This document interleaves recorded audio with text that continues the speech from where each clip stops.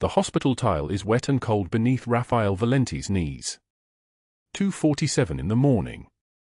His $12,000 suit, tailored in Milan 3 months ago, soaks through at the knees without mercy. His hands, the same hands that signed deportation orders, that pointed and ended conversations forever, now tremble against his thighs, useless, powerless, transformed into the hands of a man who cannot save his own child.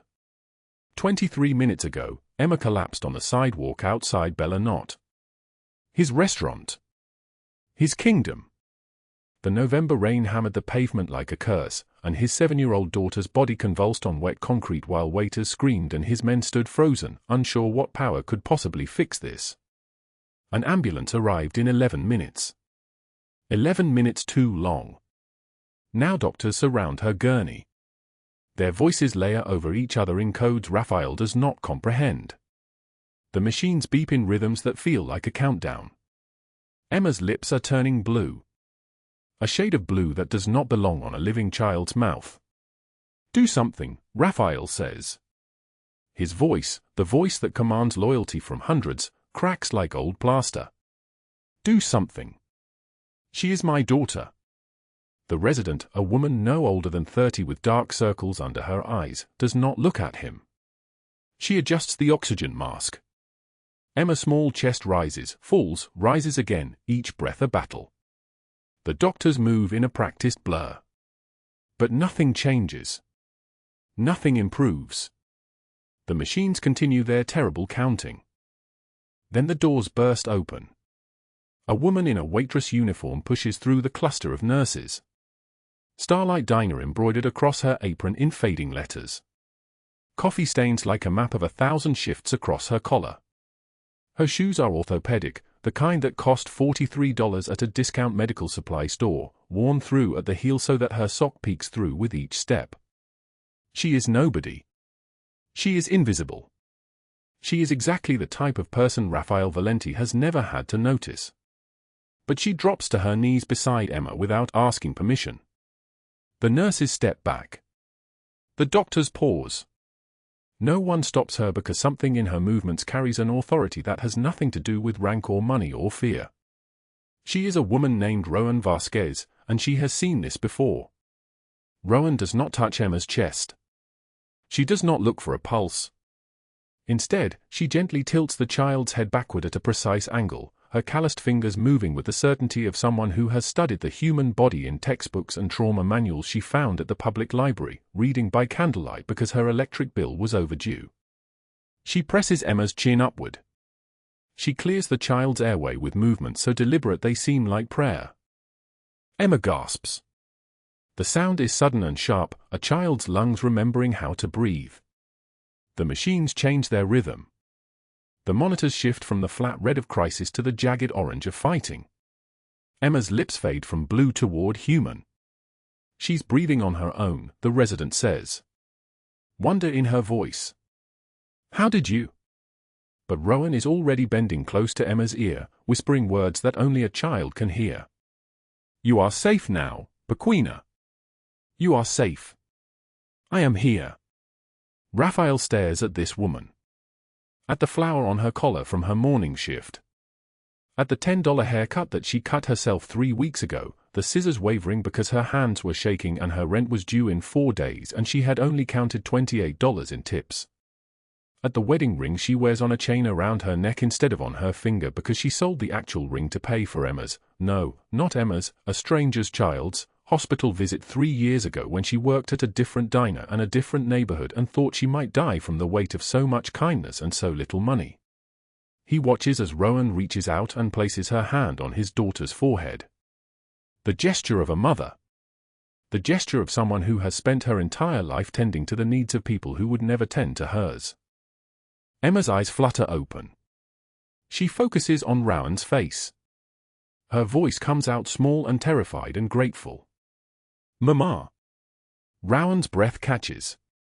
But she does not correct the child. She simply nods and whispers, yes, Pequena. I am here. Rafael feels something shift inside his chest. Something cold and dangerous and entirely unfamiliar. He is the most feared man in Los Angeles. He controls an empire built on silence and obedience and the kind of loyalty that is purchased with money and insured through threats. But he has never controlled this moment where a woman with $34 in her apron pocket kneels beside his daughter and becomes, for Emma, everything that matters. The doctors resume their work. Emma is stable now. Conscious. Her color returning like dawn breaking across a dark horizon. Rowan does not stand up. She stays on her knees beside the gurney, her hand resting gently on Emma's shoulder, her voice a steady anchor in the storm of medical equipment and fluorescent light. Rafael watches her with eyes that have learned to see threats and weakness and leverage in a single glance. But what he sees now is something else entirely. He sees a woman who has nothing, offering everything. He sees a person the world has rendered invisible, suddenly made essential through the simple choice to care. His men stand frozen by the doorway, unsure what to do with a boss who is still on his knees. Marco and Enzo exchange a look they have never exchanged before. In 15 years of working for Rafael Valenti, they have never seen him vulnerable. Never seen him unable to command a situation through presence alone. Never seen him unmade by a woman in a coffee-stained uniform and worn-through shoes. But what Rowan does not know, what she cannot possibly understand as she whispers comfort to a child she met 30 minutes ago on a rain-soaked sidewalk, is that the man watching her from the floor is Rafael Valenti. That she just saved the daughter of the person who owns the building where she lives. That the landlord who has threatened her 3 times, who demanded payment she does not have, who looked at her with the coldness of a man counting her as already gone, that man reports to the person now watching her with dark eyes that contain entire storms. She does not know that she has just changed the course of her entire life by doing what she does every single day, by being present for someone else's suffering. By refusing to look away. The hospital falls into a rhythm of breathing and beeping and the soft sound of Rowan's voice explaining to a 7-year-old girl that yes, she can stay, yes, she will not leave, yes, everything will be okay because someone who matters is here now. But 22 hours earlier, Rowan Vasquez stood behind the counter of the Starlight Diner and counted her tips at 3:22 in the morning while the sky outside remained the color of wet charcoal and the rain refused to stop. $34. She counted it 3 times to be certain. $34 to last until her next shift, which was tomorrow night, which meant she had 17 hours to survive on whatever remained in her apartment, 2 eggs, a half-empty box of pasta, a single banana browning in the fruit bowl. Her rent was due in 4 days. $730. The electric bill was another $140. Her phone was about to be shut off because she had paid half of last month's bill and none of this month's. She folded the bills carefully and placed them in the small pocket of her apron, right beside the worn college acceptance letter that she carried everywhere, the one from UCLA that arrived 8 years ago, the one she never attended because her mother got sick and there was no one else to work and the tuition would have been $30,000 and her family did not have $30,000, did not have $300, did not have anything that could be converted into a future. The Starlight Diner smelled like it always did at this hour. The coffee maker hissed and dripped, producing endless cups of bitter brown water that customers pretended was fresh.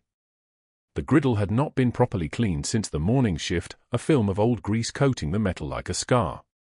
The floor beneath Rowan's orthopedic shoes was sticky in a way that suggested someone had spilled something sweet hours ago and mopped over it without removing the underlying substance. She was alone except for the night manager, a man named Derek who spent most of his shift in the back office watching videos on his phone and emerging only to count the register and make sure the door was locked. The kitchen was empty. The only sound was the rain hammering against the windows and the occasional car passing on the empty street outside. At 3:45, the bell above the door chimed. A man entered, shaking water from a cashmere coat that cost more than everything Rowan owned. He was tall, perhaps 6'2", with shoulders that suggested he had once spent time with weights and violence and had chosen the weights. His suit was charcoal gray, tailored so precisely that it looked like it had been painted onto his body. His shirt was white and open at the collar, revealing a chest marked with a small scar that ran from his collarbone toward his heart like a permanent accusation. He was not alone. Behind him came 2 other men, broader, shorter, with the unmistakable bearing of people whose primary job was to prevent other people from doing things. The tall man's eye swept the diner, noted Derek in the back office, registered the emptiness, and seemed to make a decision. He sat down in a booth by the window and gestured for the two men to take positions, one at the door, one at the counter, in a configuration that suggested he had done this before. Rowan approached his table. Her pen was ready, her notepad open, her voice steady despite the way her hands felt when she saw men like this. Men whose very presence suggested that the world operated on different rules for them than it did for everyone else. "What can I get you?" she asked. "Coffee," he said. His voice was deep and solid like an oath. "Black." "And information." Rowan did not recognize him. She did not know his name was Anthony Marchetti or that he was the man who technically owned her building, though he had hired a property manager to handle the actual details of extracting money from people like her. She did not know that he had walked into the Starlight Diner with a specific purpose, to find out about a woman who worked here, a woman he had heard about through his network of informants and landlords and people who kept track of who was valuable and who was disposable. She simply poured his coffee and said, "I don't have information to sell." He smiled. It was not a kind smile. It was the smile of someone who had learned that intimidation worked better than courtesy, and courtesy was therefore something he reserved for people he respected. "You work the graveyard shift," he said. "You know things. You hear things. 3 nights a week, a man comes in here, Italian, expensive watch, drives a black car. Tall. Does he come here often?" Rowan's mind raced through the inventory of regular customers. She remembered no one matching that description. She shook her head. "I don't notice customers that way," she said. "I just serve coffee."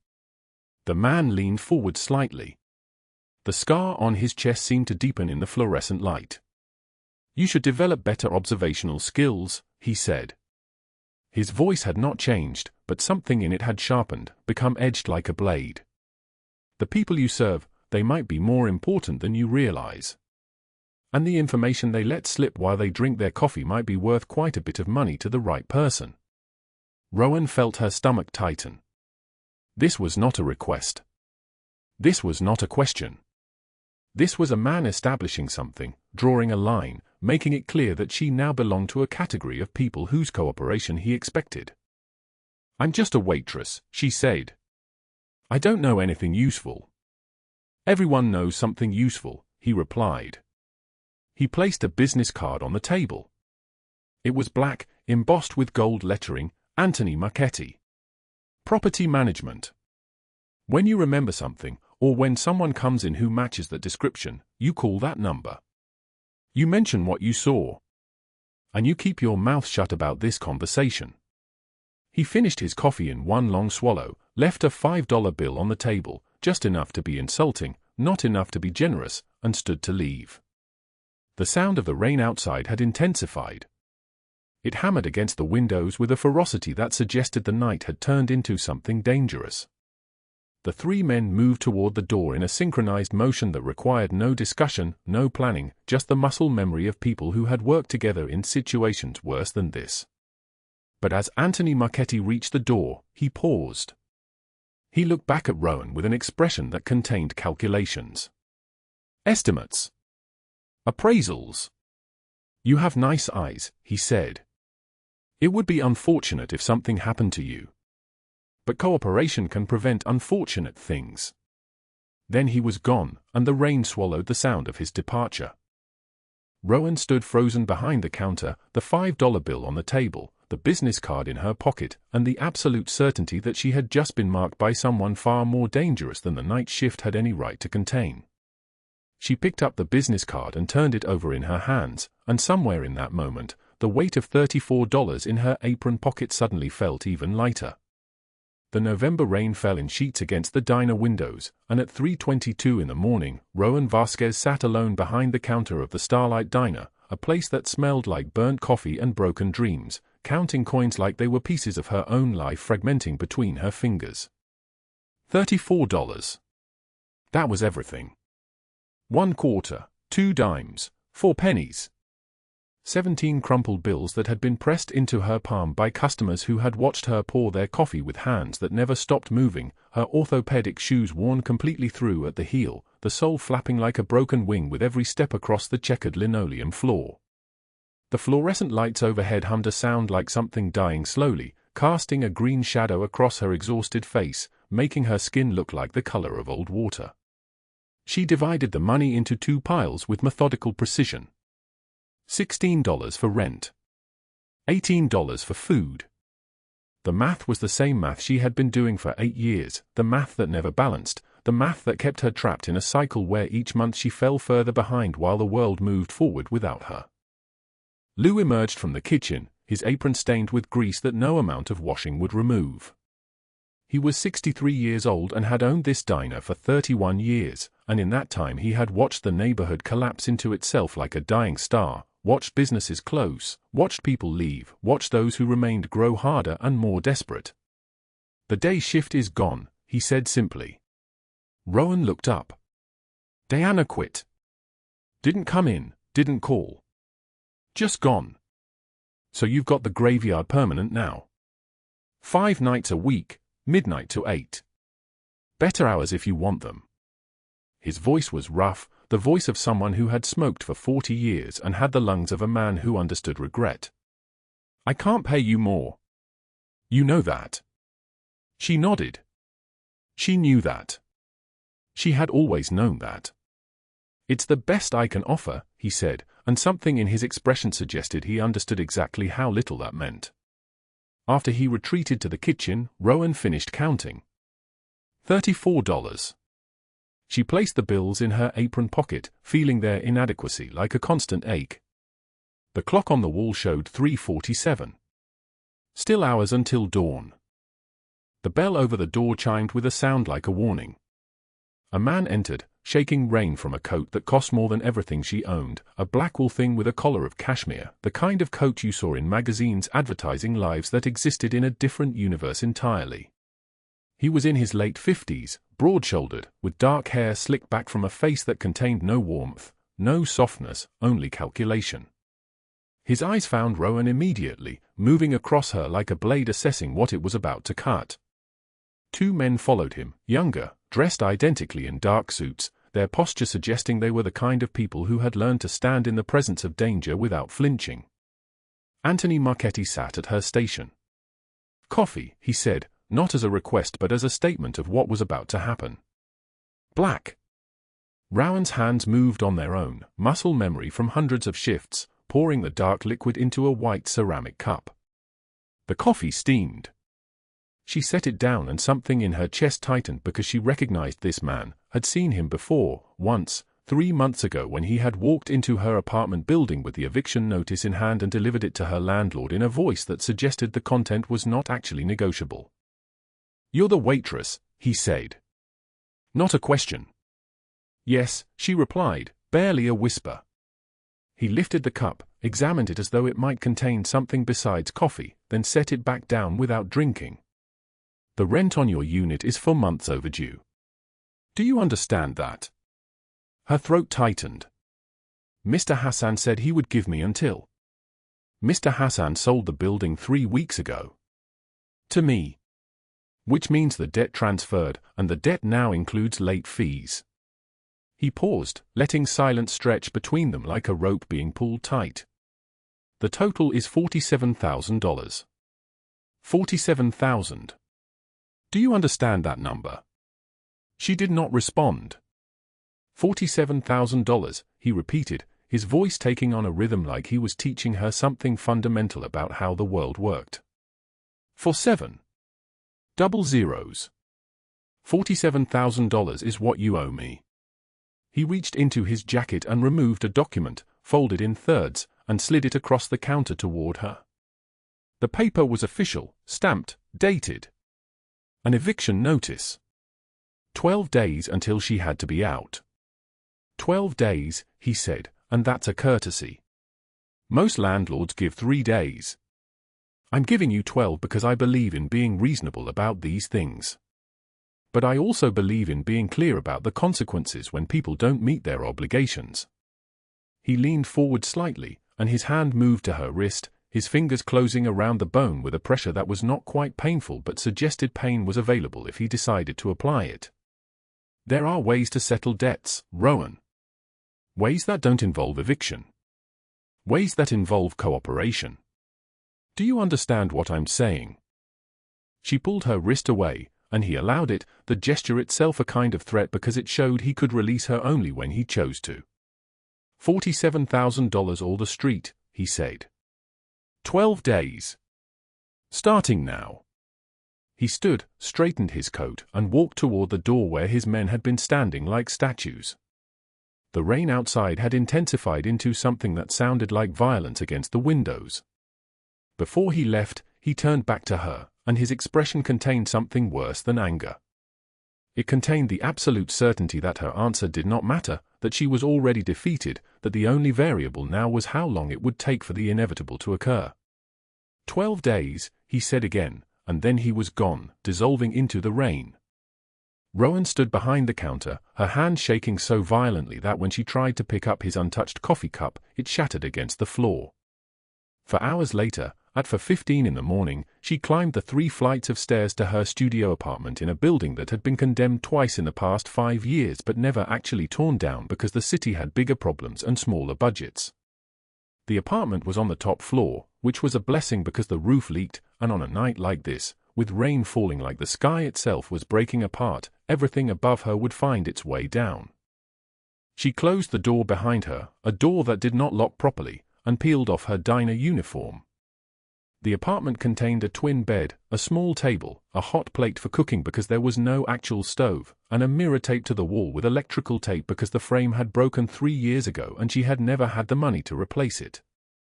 In that mirror, when she looked, she could see evidence of things she had spent 8 years learning to ignore. The scars on her back, running in every direction like a map of something she refused to name, the physical language of 8 years with a man who had used his fists to translate his emotions, a man who was now in federal prison but whose legacy remained written across her skin in shades of purple and white, and the kind of pain that never actually left, only learned to sleep in different positions. She pulled on an old robe, the fabric soft from washing, and pulled it tight around herself as though it might hold together something that had been broken for a very long time. $600. That was what she had saved. $600 in a coffee can hidden in the freezer. Divided by 47,000 meant she had exactly 1.2% of what she needed, which meant she had nothing, which meant in 12 days she would be on the street with a backpack and the sum total of her possessions, which would fit inside a garbage bag. The math did not work. The math had never worked. Across the city, at 6:47 in the evening, Rafael Valenti sat at his private table in the back room of Bellanot, a restaurant that existed on a corner of Los Feliz where old money still moved quietly, where people knew how to not ask questions, where the burgundy leather booths were separated from the main dining room by a wall hung with photographs of Venice and Rome and people who no longer existed. The candles on his table burned in red glass holders. The wine in his glass was a Brunello from 1998, 42 years old, costing more than some cars. His 2 closest lieutenants, Rocco and Pietro, sat across from him reviewing shipment manifests, pages that contained a language of numbers and ports and weights, a language that represented the actual business of his empire, the business that had nothing to do with the movies or the stories people told about people like him. In the corner booth, his daughter Emma, age 7, dark-haired and serious, sat with her tutor, working through mathematics problems with the kind of concentration that suggested she understood, even at her young age, that intelligence was survival. Rafael watched her while appearing not to watch her at all. This was a skill he had perfected over 43 years. The ability to observe everything while seeming to observe nothing. The ability to calculate threats while discussing wine. The ability to maintain a conversation about wine while his mind was elsewhere, in a federal prison in Lompoc, in a visitation room where his own brother Marco sat behind a plexiglass partition, a man whose loyalty had been revealed to be conditional, a man who had sold 3 of Rafael's most profitable operations to the Sorrento syndicate in exchange for money and protection, a man who had been working for the federal government for 6 months before Rafael even knew it. 3 years ago, Marco had been sentenced to 14 years for racketeering and wire fraud, crimes he had committed against his own family. Rafael had not visited.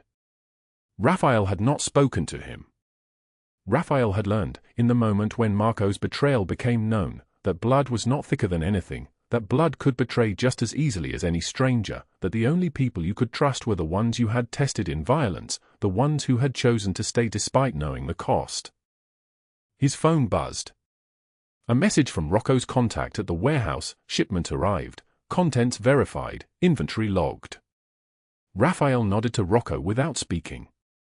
The rain outside had begun to fall in earnest, the kind of November rain that made the city look like it was being punished for something, made the streets slick and treacherous, made people hurry home to places where they could lock doors and pretend the world outside could not reach them. Emma looked up from her homework and caught her father's eye across the restaurant. She smiled, and something in Rafael's chest shifted because this girl, this child, was the only person alive whose loyalty was assumed, whose love did not require negotiation, whose presence did not demand constant appraisal for signs of betrayal.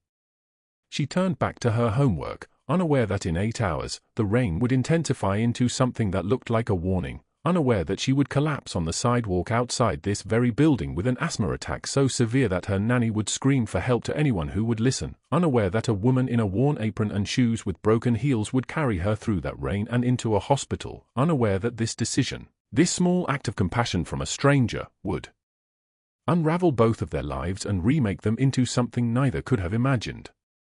Rafael returned his attention to the manifests, the wine, the conversation that mattered only because it maintained the appearance of normalcy, which was how his empire functioned. The appearance of normalcy.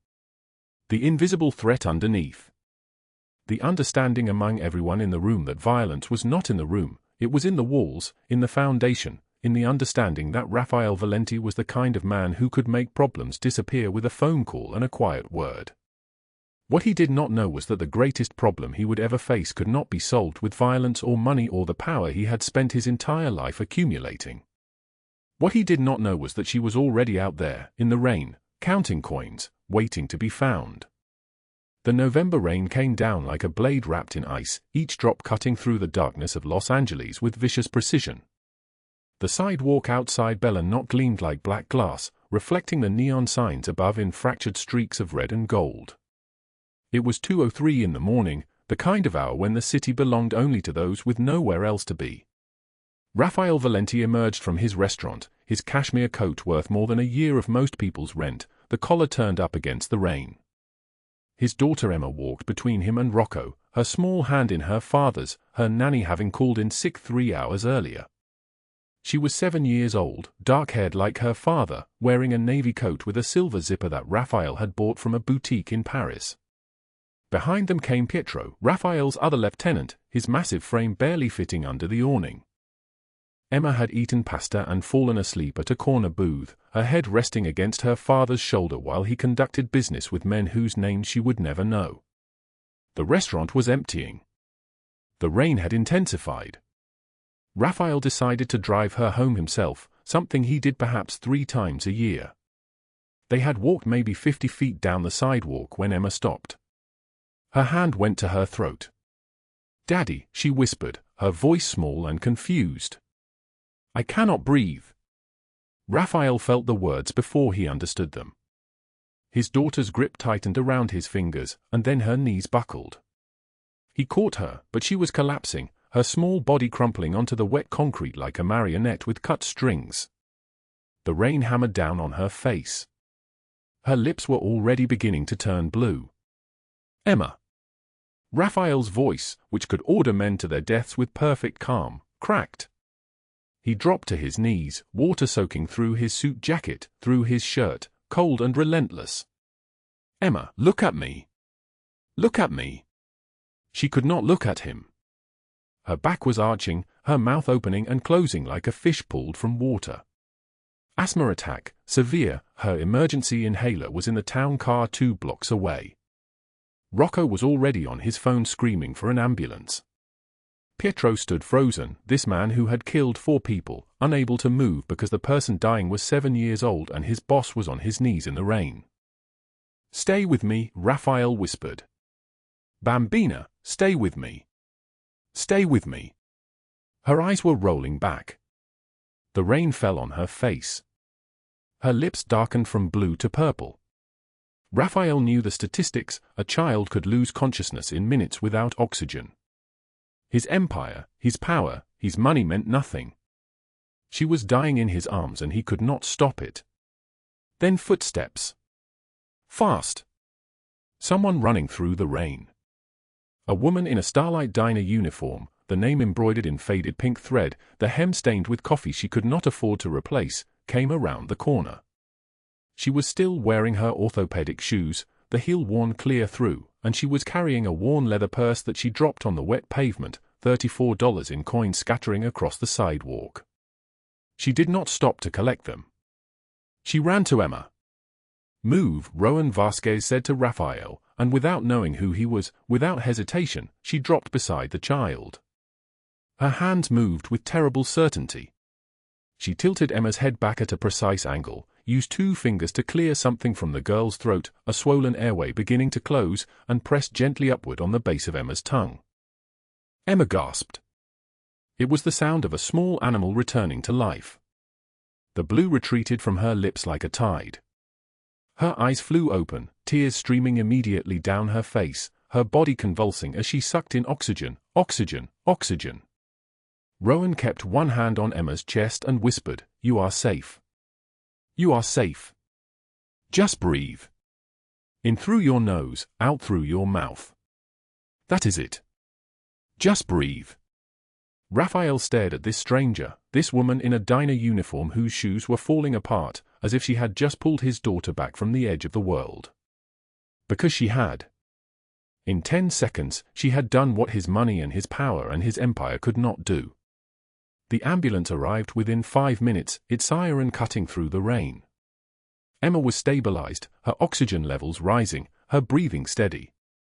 The paramedics asked questions. Rafael answered none of them. He was watching Rowan step back, her uniform soaked, her hair plastered to her face, her hands trembling now that the crisis had passed. "Come with us," he said to her. It was not a request. Rowan hesitated. She looked at her scattered coins, at the diner still calling her back to a 12-hour shift that had turned into 14. She looked at Emma, whose eyes were tracking her, following her, afraid to let her out of sight. "Please," Emma whispered. Rowan got into the ambulance. She sat beside Emma and held her hand during the entire drive to Cedars-Sinai, through the examination, through the oxygen mask, through the moment when Emma's breathing faltered again during the X-ray and the monitors spiked and Rowan was there, whispering against the girl's ear, keeping her grounded. The doctor stabilized her. Severe acute asthma attack, brought on by the cold and rain, complicated by an underlying condition that required medication. She would need an inhaler prescribed immediately. She would need regular checkups. She would need parents who understood the severity of her symptoms. Rafael listened without hearing. He was looking at Rowan. "Your name," he said, and his voice was low and solid like an oath, the kind of question that expected an answer. "Rowan Vasquez." She was still holding Emma's hand. The girl had fallen asleep, her small fingers wrapped around Rowan's larger ones. "I work at the Starlight Diner, 3 blocks from your restaurant." "You knew the symptoms immediately." Rowan's face closed. "Lucky guess." "That was not luck." Rafael leaned closer. "That was training. That was experience." Rowan did not answer. But she looked at Emma's peaceful face, and Rafael saw something in her expression, something broken and carefully repaired, something that recognized pain because it had lived inside it. "I have a shift tomorrow morning," Rowan said quietly. "I cannot miss it." Rafael noticed, then, everything he had not seen in the darkness and the rain. Her orthopedic shoes were worn through at both heels. Her uniform had a stain that looked permanent. Her hands bore the calluses of someone who worked with her body, not her mind. There was a small scar on her neck, faded but visible, the kind of mark that did not come from accident. "What time does your shift end?" he asked. 3 in the afternoon. "I will send a car." He did not give her a choice. He never did. This was how Rafael Valenti operated. He made decisions and others accommodated them. Rowan was not accustomed to being accommodated. But Emma's hand was in hers, and the girl was breathing steadily, and this man with the dark eyes had not argued when she saved his daughter's life. So she agreed. What Rowan did not know was that Rafael had already made a phone call from the hospital bathroom, his voice cutting through the night like a blade through silk. Find out everything about Rowan Vasquez, he had told Rocco. Every address she has lived at. Every person she has worked for. Every debt she owes. Every scar on her body and how she got it. And Rocco, who had been with Rafael for 16 years, said quietly, "Yes, sir." Because he already knew, just from watching his boss look at this woman, that everything was about to change. The rain continued to fall across Los Angeles, indifferent to the fact that a waitress with $34 in her pocket had just saved a Mafia boss's daughter, and that this single act of compassion was about to unravel everything both of them had carefully constructed to survive. 3 days later, a black car arrived at the Starlight Diner at exactly 3:15 in the afternoon. Rowan stood outside in the November sunlight, still wearing her uniform because she had no time to change, and a uniformed driver opened the rear door. Emma sat in the back seat holding a drawing she had made, Rowan and Emma holding hands under a yellow sun. "My father wants to thank you properly," Emma said, her voice small and serious. "He said you saved my life and that makes you family." Rowan did not know what to say to that. She had never been anyone's family. She got into the car. The November rain fell like a curse that could not be erased, drumming against the windows of Rowan Vasquez's apartment at 9 o'clock in the evening. Her phone had not stopped buzzing since 3 in the afternoon. Notifications arrived in relentless waves, each one a small knife cutting deeper than the last. The photographs were everywhere now, splashed across Instagram, Twitter, every gossip site in Los Angeles. Close-ups of her stained uniform, her worn shoes with the heel completely gone, her tired eyes. The caption screamed at her in a language made of cruelty. Mafia boss's new charity project.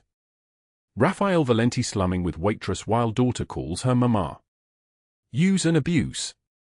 Gold digger with a criminal past, anonymous sources claim. Rowan sat on her bed with her laptop open, reading the fabricated quotes attributed to people who did not exist. Sources close to the family. Insiders at the restaurant. Each lie was structured perfectly to destroy her. Someone had written that she was using Emma to trap Rafael into marriage. Someone else claimed she had served time in prison, that she had a record of theft. The comment section filled with strangers calling her names she had not heard in 8 years. Leech. Predator. Trash. Every single word felt like a hand closing around her throat. She knew exactly who had done this. Cordelia Blackwood.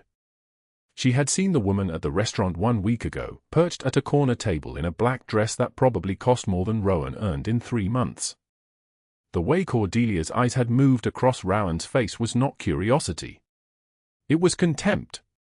Pure, undiluted contempt for a woman who had somehow captured the attention of Rafael Valenti, a man Cordelia clearly believed belonged to her circle of power and privilege. The next morning, Lou showed her the articles printed in the Los Angeles Times. His hand shook as he held the newspaper, his weathered face carved with genuine pity. "Rowan, I am so sorry. This is not," he started, but she could not hear him anymore. The words were white noise.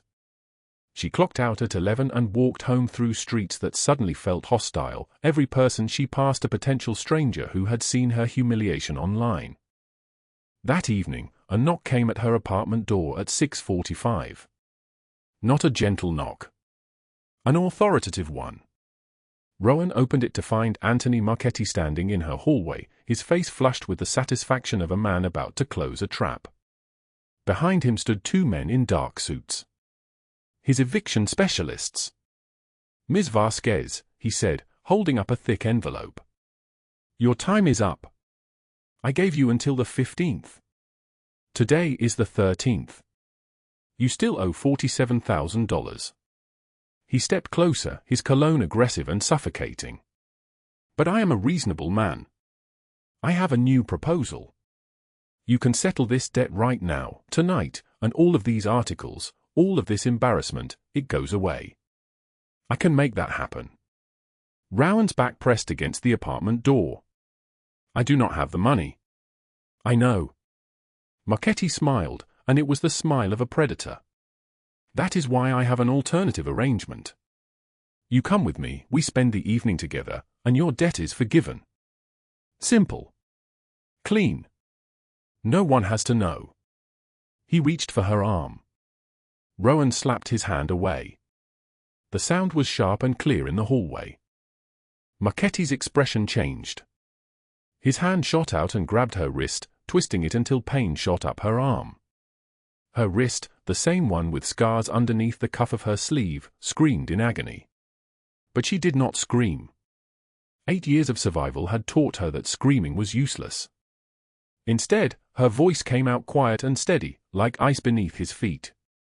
If you do not leave this apartment right now, I will make sure everyone knows exactly what you have been doing to your tenants for the past decade.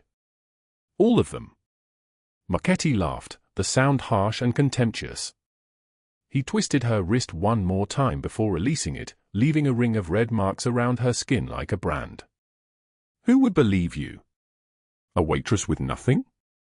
A woman currently being destroyed on every social media platform in the city. He stepped toward the door, pausing at the threshold. You have 48 hours. That is my final offer. The door slammed behind him. Rowan locked it, then locked it again. Then she stood with her forehead against the cold wood and finally, let herself shake. Her wrist throbbed. Her phone buzzed with 30 new notifications. Outside, the November rain began to fall. By midnight, Rowan stood on the rooftop of her apartment building. The neon signs from the street below reflected in puddles that covered the cracked concrete like small mirrors of a world that was not hers. The smell of wet asphalt and car exhaust hung heavy in the air. Her orthopedic shoes squeaked with every step, a sound like pain made audible. She wore her wet uniform still, unable to change, and the cold penetrated through the fabric to her skin. Her breath came in gasps that might have been crying or might have been hyperventilation. She could not tell anymore. The railing was slick beneath her trembling hands. Below, Los Angeles stretched out endlessly, millions of people in millions of lives, and she was one invisible woman on a rooftop wondering if it would be easier to stop existing. $47,000. 2 days. The photograph spreading across the internet like a virus with no cure. Anthony Marchetti's hands on her wrist. Cordelia Blackwood's contempt. Emma calling her mama with such certainty, such trust. Emma deserved better. Emma deserved a mother who could protect her, not a broken waitress with scars on her back and nothing in her bank account. Maybe everyone was right. Maybe she was nothing. Maybe the kindest thing she could do was disappear. Her phone buzzed. She almost ignored it. Her fingers were so cold she could barely grip it. But something made her look. It was a text from Emma's phone. The handwriting in the attached photo was clearly Emma's, large and uneven, written in crayon. I drew you a picture, Miss Rowan. It's you and me and Daddy, and we are a family. Come see us tomorrow. The drawing showed 3 stick figures holding hands beneath a yellow sun. Rowan stared at that drawing for so long that the rain soaked completely through her uniform. She looked at Emma's hopeful, childish handwriting. And something shifted in her chest. Not hope exactly. Something harder. Something that felt like defiance. She walked back downstairs, closed the apartment door, and opened her laptop. 48 hours. She knew exactly what to do with them. The Los Angeles FBI field office at 8:47 in the morning was a building of glass and steel that reminded Rowan of how small she was. She asked for the agent handling tenant exploitation cases. A receptionist directed her to the 3rd floor, room 312. Special Agent Sarah Chen was a woman in her 50s with sharp eyes and the exhausted expression of someone who spent her days listening to stories nobody wanted to tell. My name is Rowan Vasquez, she said, sitting across from Chen's desk. And I am here to report a man named Anthony Marchetti for racketeering and extortion. She pulled out a folder. 8 years of records. Photographs of injuries. Her own documentation of every threat, every demand, every time Marchetti had touched her without permission. For months of secret recordings on her phone, her voice trembling but clear as she reported each incident. She had kept everything. She had always kept everything because some part of her had known that one day, she would need to prove it. Agent Chen listened without interrupting. When Rowan finished, the agent leaned back in her chair and asked one question: "Will you wear a wire?" Rowan said yes without hesitation. 6 hours later, at 6 o'clock in the evening, Rowan walked into Anthony Marchetti's office. The small transmitter beneath her blouse felt impossibly heavy. Outside, in unmarked vehicles parked on the street, 12 federal agents waited for her signal. Marchetti looked up from his desk, and his face transformed with the satisfaction of a man who believed he had won. "Rowan, I knew you would see reason. Come, sit down. Can I get you something to drink?" "I want to settle the debt tonight," she said, her voice steady as a blade. "But I need you to explain the exact terms one more time for absolute clarity, so I understand what I am agreeing to." Marchetti smiled. He had no idea that every word was being recorded. He leaned forward and began to speak, and his arrogance spilled out like poison. $47,000. The fabricated breach of contract. The other tenants, 20, maybe 30 over the years, he said with a laugh. No one ever reports it because who would believe them? A woman with nothing? A man with nothing? I own their buildings. I own them. I believe them, Rowan said quietly. And that was the signal. The door exploded inward. 12 agents in tactical gear moved like ghosts through the office, their weapons drawn, their movements precise and practiced. Marchetti's face went white. He reached for something under his desk, but Pietro was already there, not as Rafael's lieutenant, but as a federal informant who had been working with the FBI for 3 months, a fact Rowan would not learn until later. Anthony Marchetti was led out of his building in handcuffs at 6:23 the next morning. News cameras from 3 separate stations filmed every second. Agent Chen had tipped off the media deliberately, ensuring the entire city would see his arrest broadcast live. His face was bright red. Veins bulged on his neck.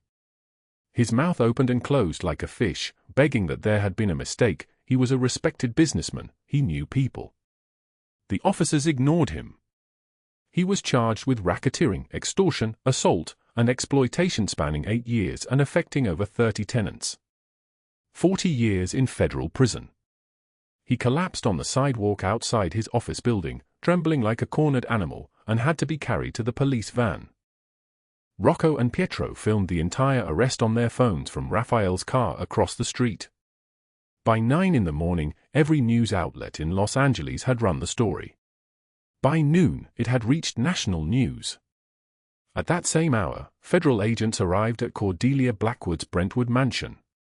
She answered the door in a silk robe and diamonds, insisting there was some mistake. She was a philanthropist, the widow of a respected businessman. Agent Chen played the recordings. Cordelia's calls to the gossip sites. Her payments to Marchetti to increase the pressure.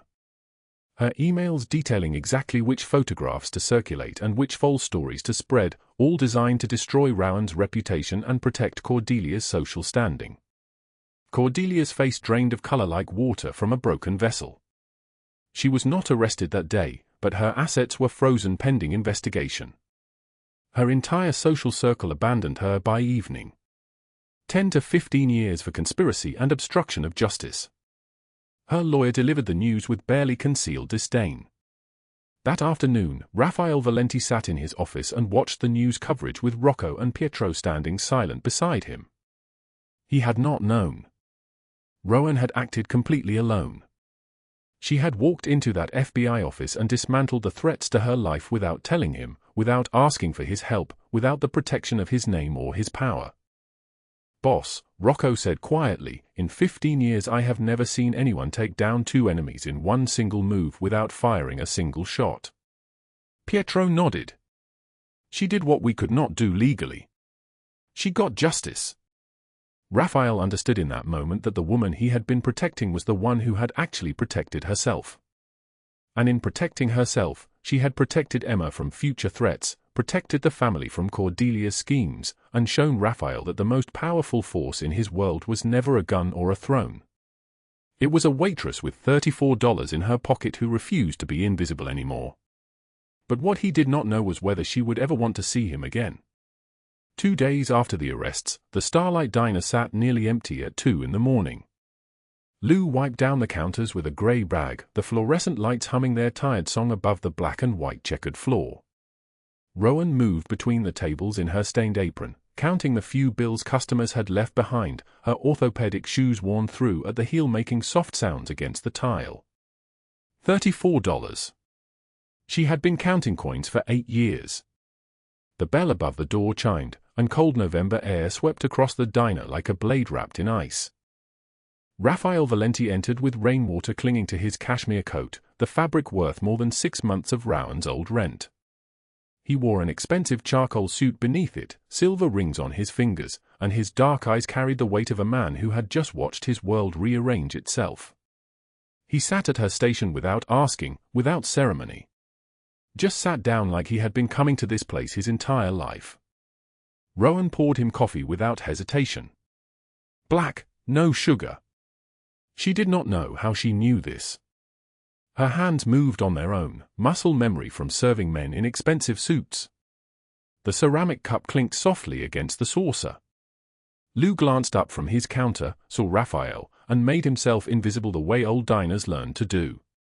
Neither of them spoke for a long moment. The coffee steamed between them.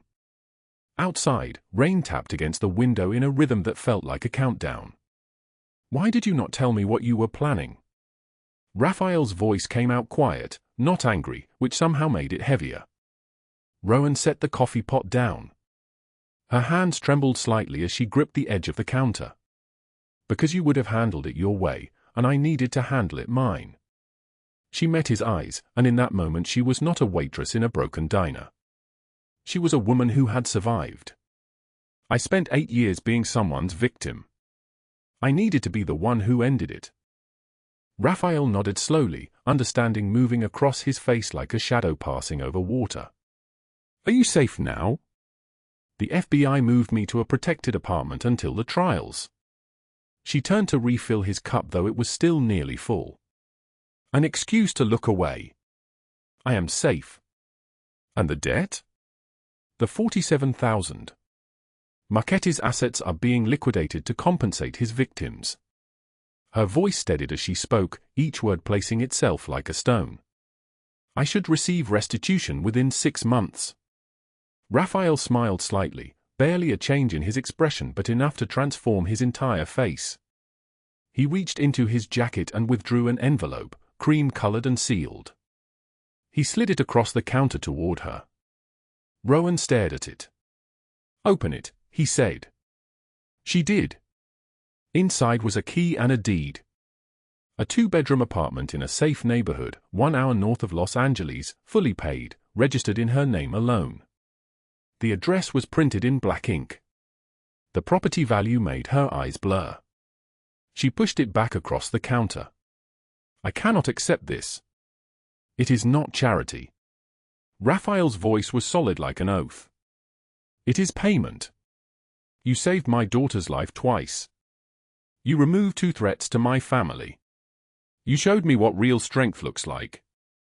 I have spent 23 years accumulating power, and in 2 weeks you dismantled what I could not touch without breaking laws I have sworn to uphold. He paused. You taught me something.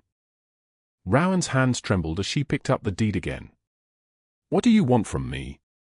His answer came slowly, honestly, like a man speaking truth for the first time in years. I want you to let Emma keep loving you. I want you to have dinner with us without worrying about rent. I want you to stop working yourself to death for $34 a night. He leaned forward slightly. And eventually, when you are ready, I want you to trust that not everyone will hurt you. Rowan's eyes filled with tears. She whispered, I do not know how to do that. Then let us figure it out together, Rafael said. 1 week later, the 3 of them sat in the private booth at Bella Knot. Emma sat between them in a navy dress with her hair braided, showing Rowan her schoolwork, talking about her day with the unself-conscious joy of a 7-year-old who had learned to smile again. She pointed to a drawing she had made in art class, a picture of 3 figures with their hands linked, the sky above them full of impossible colors. "I drew us," Emma said. "That is you, and that is Daddy, and that is me. The colors are for happy days." She looked at Rowan seriously. "Do you like it?" "I love it," Rowan said, and meant it with an intensity that surprised her. Emma turned to Rafael. "Daddy, can Rowan be my mama? Everyone else at school has a mama, and I have you, but I want to have both now." The restaurant fell silent. A fork clinked softly against a plate at the next booth. Rafael looked at Rowan, and in his eyes she saw something she had not seen before, not power, but vulnerability. Permission to be loved. He turned to Emma and said quietly, "Family is not just blood. It is who shows up when your world is ending. Rowan showed up for us. Let us show up for her. If she wants to be your mama, then she is." Emma threw her arms around Rowan's neck, and Rowan held her, and something locked in place inside her chest that had been broken since the day she was 17 years old and someone told her she was worthless. That night, after Rafael drove them home, Rowan showed him the torn college acceptance letter from 8 years ago. It was tucked behind the mirror in her bathroom, the corners worn soft from handling, the UCLA letterhead barely legible. She had not let anyone see it in almost a decade. The letter was dated August 15, 8 years before. Full scholarship. Art therapy program. Start date, 2 weeks before her world had shattered. "I was supposed to start college," she said, her voice smaller than she intended. "I wanted to help people who had been through trauma. Then everything happened, and I never went. I have been surviving ever since, not living." Rafael held the letter carefully, as if it were made of something precious that could break. "What did you want to study?" "Art therapy." He was silent for a long time. Then he made a phone call to someone at UCLA, a connection, a favor, a conversation that happened somewhere above Rowan's understanding. 2 weeks later, she received an acceptance letter dated exactly 8 years after the original one, with full scholarship reinstated, living expenses included, an anonymous donor funding the gap. When Rafael told her, Rowan broke down crying for the first time in his presence, not tears of pain but of joy so pure it felt like waking up. Emma hugged her tight and whispered, "Now you can help other people like you helped us, Mama." 6 months later, Rowan Vasquez walked across the UCLA campus with textbooks under her arm, her orthopedic shoes replaced with comfortable sneakers, her stained apron replaced with a student ID badge. She worked part-time at the campus coffee shop, not because she had to, but because she needed to remember where she came from. Emma was in 2nd grade now, and every Wednesday after school, Rafael brought her to Rowan's apartment, the one he had given her, the one she now called home. They had dinner together, the 3 of them, and Emma told stories about her day, and Rafael listened with the focused attention of a man learning what it meant to simply be present. The torn college acceptance letter hung framed on Rowan's apartment wall. Anthony Marchetti was serving 40 years in federal prison, his parole hearing scheduled for 2047. Cordelia Blackwood took a plea deal and is serving 12 years, her reputation and fortune completely destroyed. The FBI had used Rowan's testimony to build cases against 17 other corrupt landlords across Los Angeles. One afternoon, Emma ran out of her school building and straight into Rowan's arms, calling her mama without hesitation, without doubt, without fear. Rafael stood back and watched them, his hand resting over his heart, understanding finally that the greatest thing he had ever built was not an empire of fear. It was a family with a woman who started with $34 and ended up showing him what it means to be truly powerful. Sometimes the people who seem invisible carry the greatest light. If this story moved you, share it with someone who needs to remember their strength. Subscribe because tomorrow we have another story about people who refuse to stay broken. Drop a comment telling us what moment hit you the hardest. Your story matters too. We wish you good health, a joyful life, and days filled with peace and happiness. Thank you for staying with us until the very end. We will see you in the next video.